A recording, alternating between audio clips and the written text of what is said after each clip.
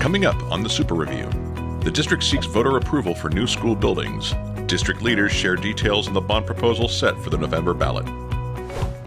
The Diploma Plus program. We will hear how students are taking advantage of the real-world experiences and their success stories. Finally, Superintendent Dr. Stubblefield talks with high school students on today's topics and more. You're watching the Super Review.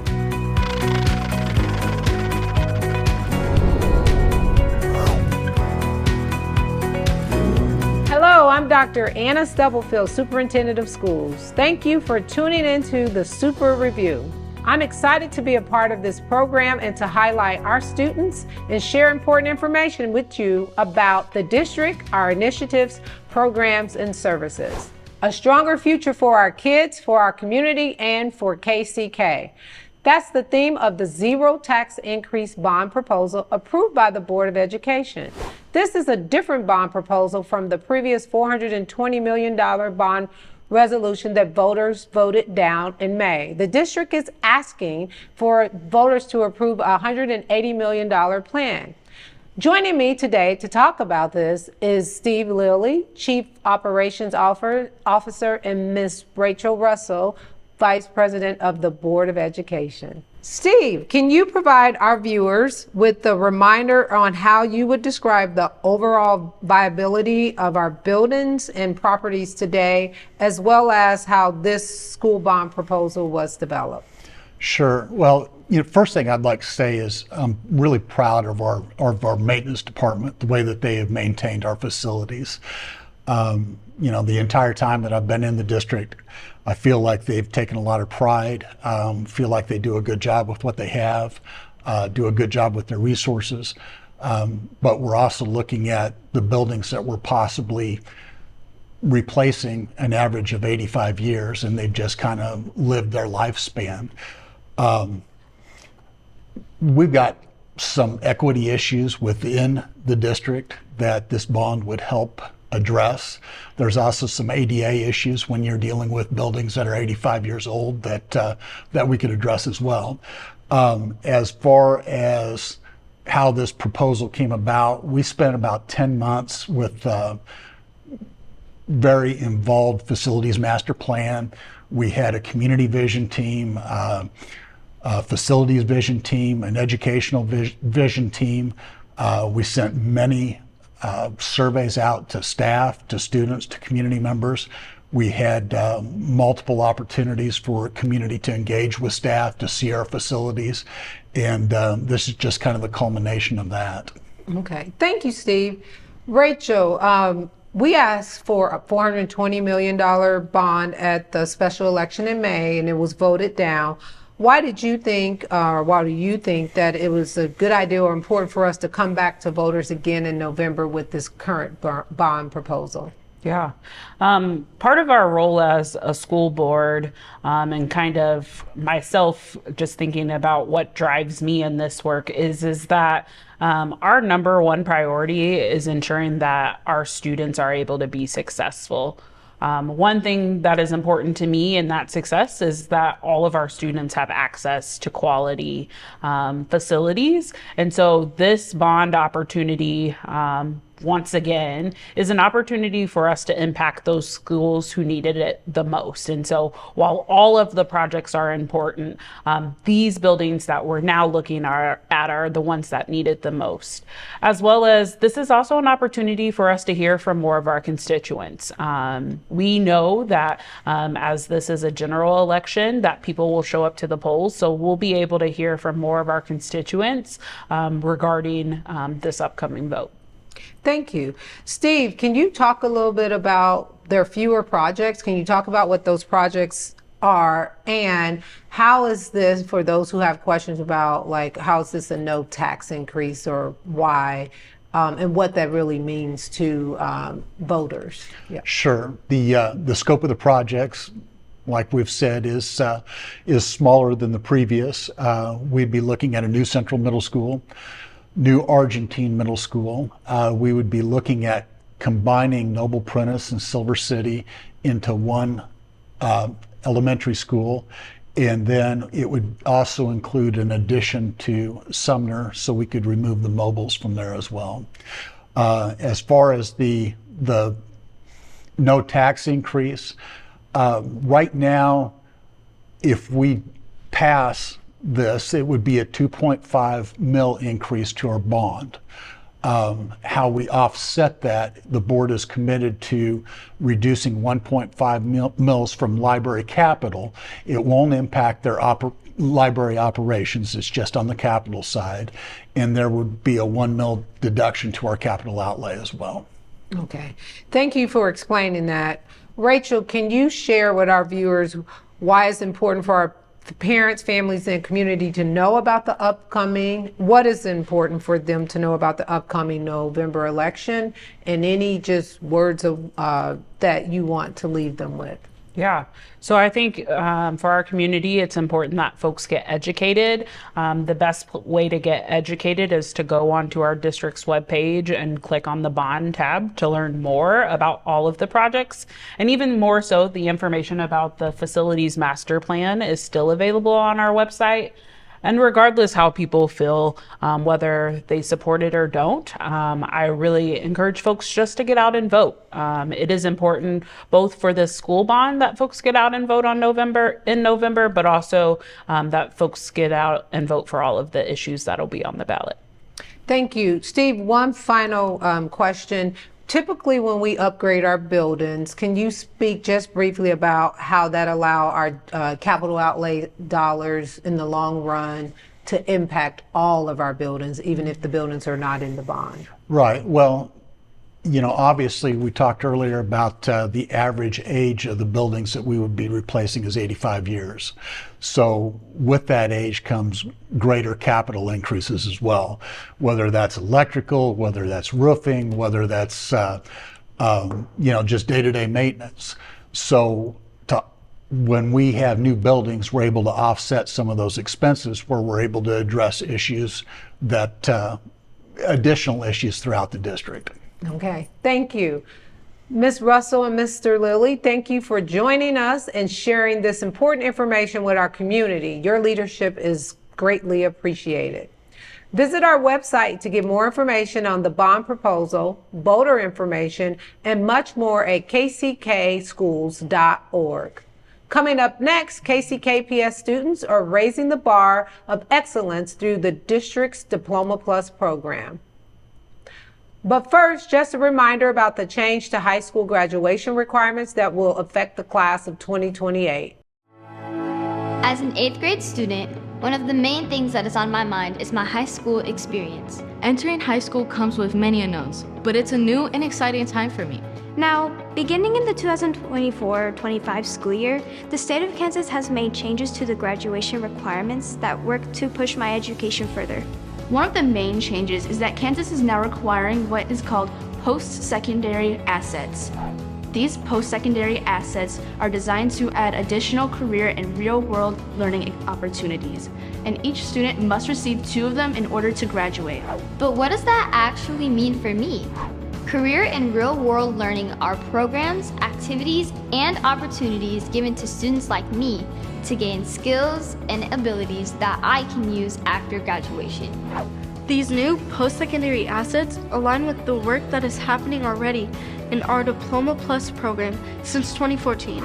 The goal of Diploma Plus is to give opportunities and access to programs that will help me to be as prepared as possible for my future. Another change in the new requirements includes updating course classifications. These updates help my family and I to better understand how the classes I am taking are helping me advance those important skills that I will need in my future. Here are some of the changes that have been made.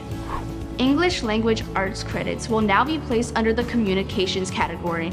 Knowing how to be a strong, effective communicator is something needed no matter where my path will take me.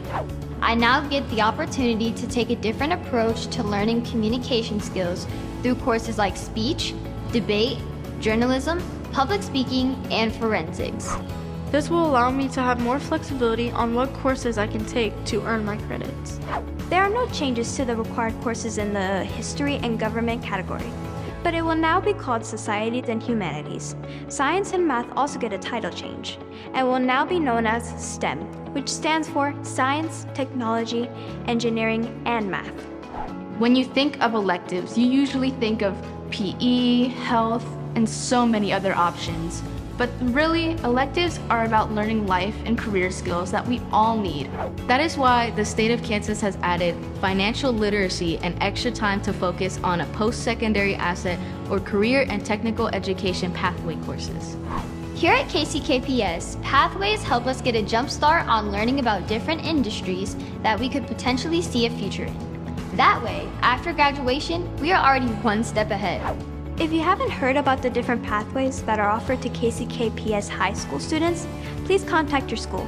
Now, I know this information seems like a lot and can be a bit overwhelming, but don't worry, your school has plenty of staff members ready to help, including an on-site counselor and a college and career readiness center that is also called Success Center. If you have any questions, do not hesitate to reach out to them. If you would like to view the new requirements, you can visit your school's website today. The information can be found under the School Resources dropdown. The future is bright for all of us. Here at KCKPS, The class of 2028 is getting better every day. Our teachers and staff are always available to provide support, but we want parents and students to be knowledgeable about the recent changes to ensure that our students meet the state credit requirements to qualify for graduation. Please visit our website for more information. Under Diploma Plus, students have the opportunity to achieve various education priorities and endorsements, such as achieving a minimum score on the standardized test, completing internships or industry projects, participating in IB programs, earning industry-recognized certificates, or joining the military. Dr. Fernandez-Flores and Dr. Angela Wright joined us today to talk about program progress and how students are taking advantage of real-world opportunities. Thank you for joining me. Absolutely. Today we're going to talk about a specific program, a new program, which is 3DE. Can you tell our viewers what is 3DE and where we're hosting it this year? 3DE is what's called an instructional framework or a way of teaching, and it integrates world business problems into the classroom, and they're integrated into the curricular classrooms. Specifically at Schlegel, it's introduced in the social studies classes that our 9th graders are enrolled in, and at Harmon, it's integrated into the English classrooms for our freshmen. That's exciting to hear about the 3DE curriculum being rolled out and our partnership around that. Will they earn a Diploma Plus endorsement when they complete this program? They will. With 3DE compared to work-based learning, our students are introduced to work-based learning as early as early childhood through 12th grade. At the beginning, in elementary school, we try to build that awareness of work-based learning. When they get to middle school, we build explorations with our students. They get to explore different careers and things like that. And with high school, they get to prepare and apply. So a lot of the skills that they're doing through work-based learning and 3DE, it correlates because they both will be pretty much doing some of the same activities in just different grade levels. So we have a partner through Junior Achievement for this program.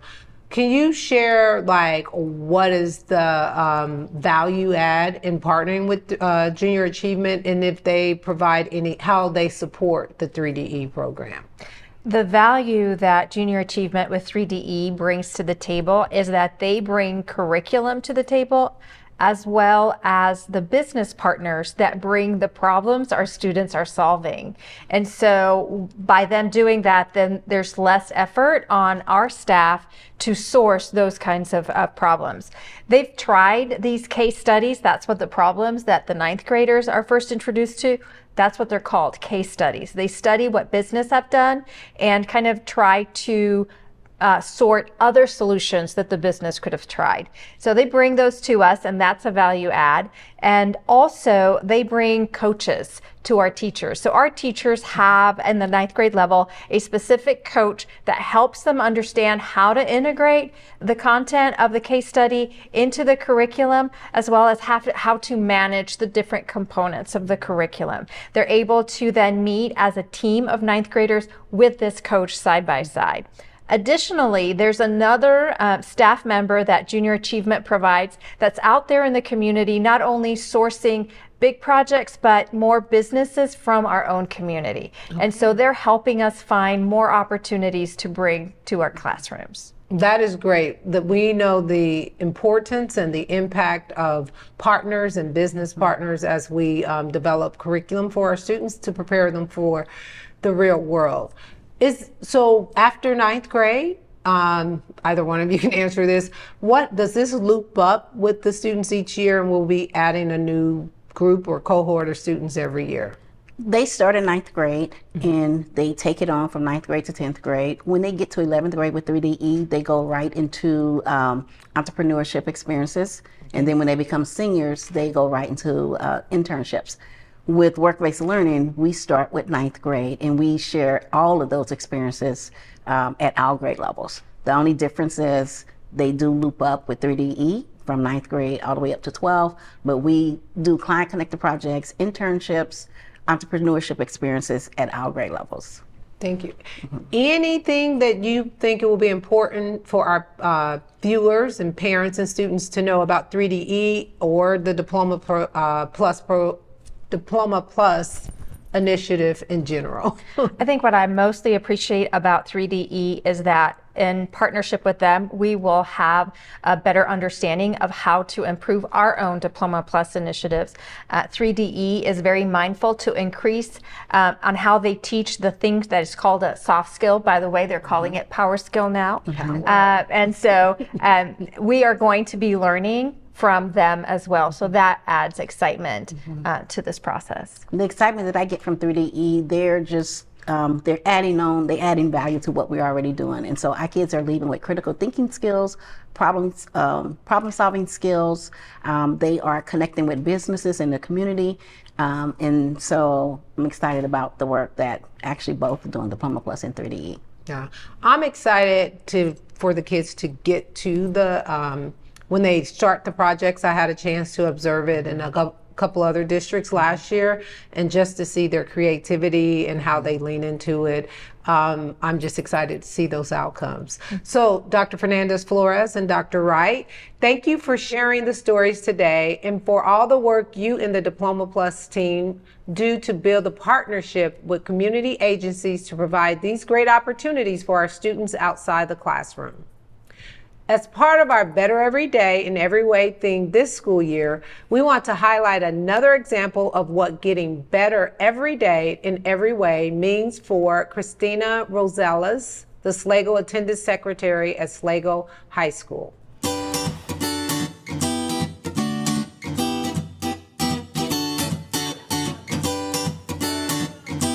I am the first face you see at Sligo High School. And being bilingual, I feel like, you're different people at the same time, so you are wherever you're needed. But my main job is data, making sure that the data is accurate, making sure that we know where the kids are at. I mean, that is so very important. But for me, one of my main jobs is creating a relationship with the kids, making sure that they know that their attendance is important, that it's important that they're here, that it's important that somebody knows when they're not here. So I can ask them like, well, where were you last week? I feel like that's the most important part of my job. It's very hard, knowing all the names of all the children, but I try my very best to just really connect with them because I feel like that might make a difference in their lives. To be better every day, I listen. I pay attention because I believe that each of the kids are different, so they need a different Ms. Rosales, when it comes to being there for them. They need a whole different person, so I pay attention to see who they need me to be so I can be that person for them. At FH Sligo High School, we are getting better every day. I want to thank Ms. Rosales and all of our attendance secretaries for maintaining the attendance records and making our schools better every day.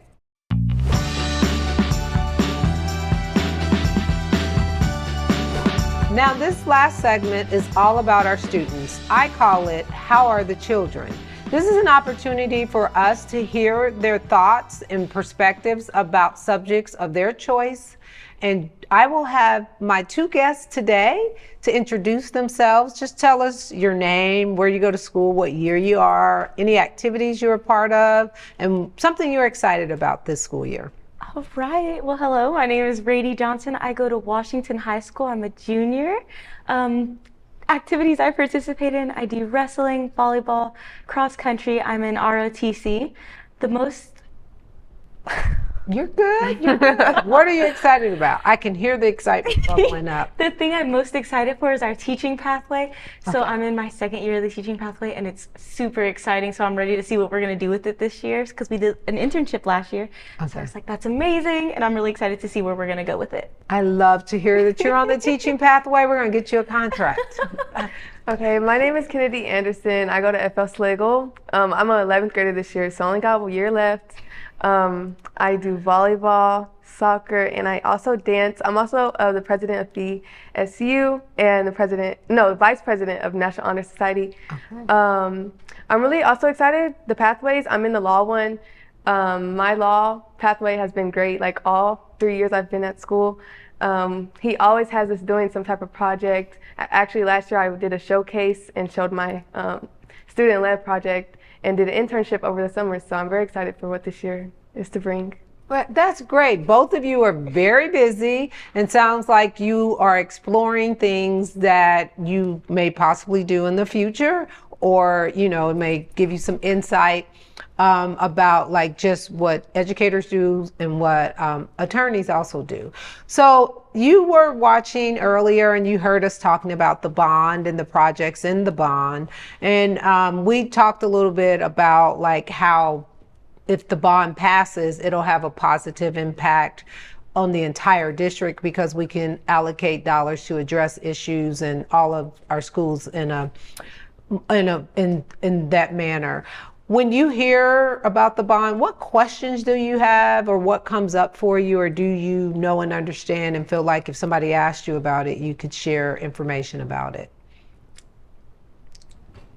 If not, you're fine. I said a lot. I know at Washington, I haven't heard too much about it yet. I did hear about the previous bond that got dismissed, but I was really excited for it. One of the biggest questions I have is how it would impact my school personally. Okay. But I love to hear about it and things that it's doing for the school around the district, because we all know everything can use a little bit of improvement. So it's really nice to see us working towards that. Okay. I'll come back to your question. Do you have any questions or what you know about it? So last year I seen it a lot on Facebook talking about it. I seen that it was talking about Sligo, but as I was watching, you guys weren't talking about it anymore. Yeah. So I also have the same question, like how would it impact us? But it's glad to see like schools getting rebuilt. It may have a better environment on the students, better learning environment, Yeah. So that's what. Yeah. So to answer both of your questions, the first bond, Sligo would have gotten a new gym, Washington would have gotten like upgrades in their classroom. But we heard from our constituents, so we're chipping away or asking the community to chip away at some of those larger projects. But how both schools would be impacted, to maintain buildings that are that old, it takes more dollars. So it would free up dollars to address some deferred maintenance and different projects at both of your schools. So that's how your schools would be directly impacted. And as you stated, as a community as a whole, it would just provide newer facilities for a segment of the community. So be watching out for more information, and you or anyone else can go to our website to learn about that. A hot topic in the school world is cell phones, and should they be banned, or should students be allowed to have them? I just want to hear your quick perspective. It is a topic that we will, as a district, continue to explore, but we want to hear directly from students, families, teachers, and staff. So when you hear that, or you've seen it in the news, some schools have new, what's your thoughts, just your reaction? I've seen that it is a little bit of a complicated subject. I do think students should be allowed to have them, but I think there should be a place to keep them because they're kind of known for being a distraction. So maybe like lockers, if we can have them keep them in there, something like that will work out. Okay. I honestly agree. I think it is a very iffy topic, just because me personally, you're asking teenagers, and it's we obviously want our phones with us at all times. I think it raises safety concerns also, especially at my school. It does cause a lot of distraction. Me personally, I'm on my phone, but I know when to put it away. Some people don't, but I think banning them completely would probably cause a lot more problems within the district. But I mean, maybe in the other years, it's open. Before we close out this segment, I just want to give you an opportunity to share your last words. So I'm very grateful for this opportunity. When I first came to Sligo, I wasn't thinking I was going to get very many opportunities, because I did go to the new school, Gloria Willis. So when I came here, it was I'm kind of scared, kind of nervous for what this can bring, but it honestly has given me a lot more opportunities than I expected. And it's just great to be known, I guess, because I've been up to the district many times. It's great. I'm glad to be getting recognized, honestly, and yeah. Thank you. 100% what Kennedy said. I'm from Louisiana, so I'm not originally from here. So when I came to Washington, I was so excited to be able to join in so many different groups and activities, to meet new people, and to just be part of something that's so much bigger than myself. I've been able to get so much involved in my school and my community. So it's just very different from me here, and I love it. Well, thank you. And I thank both of you for taking the time after your school day to join me. Thank you for participating in this segment and sharing your thoughts, your stories, and your opinion. Before we close out the program, Elijah Robinson joins us from Sumner Academy to share highlights from around the district.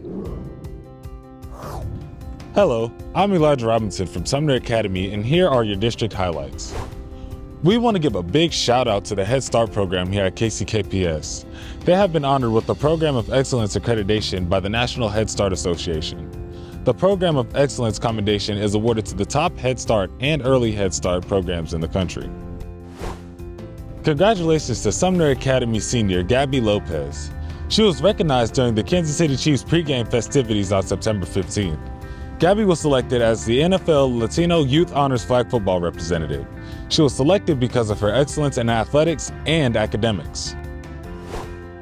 J.C. Harmon head football coach Keith O'Neal was recently named Coach of the Week by the Kansas City Chiefs.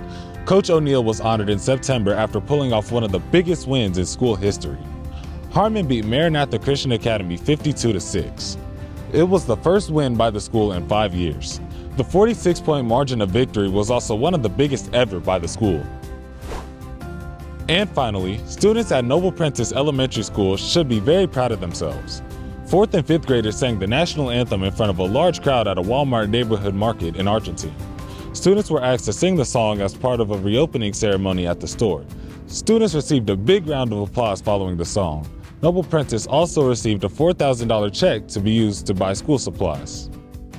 And that's a look at what's happening in Kansas City, Kansas public schools. I'm Elijah Robinson. Back to you, Dr. Stubblefield.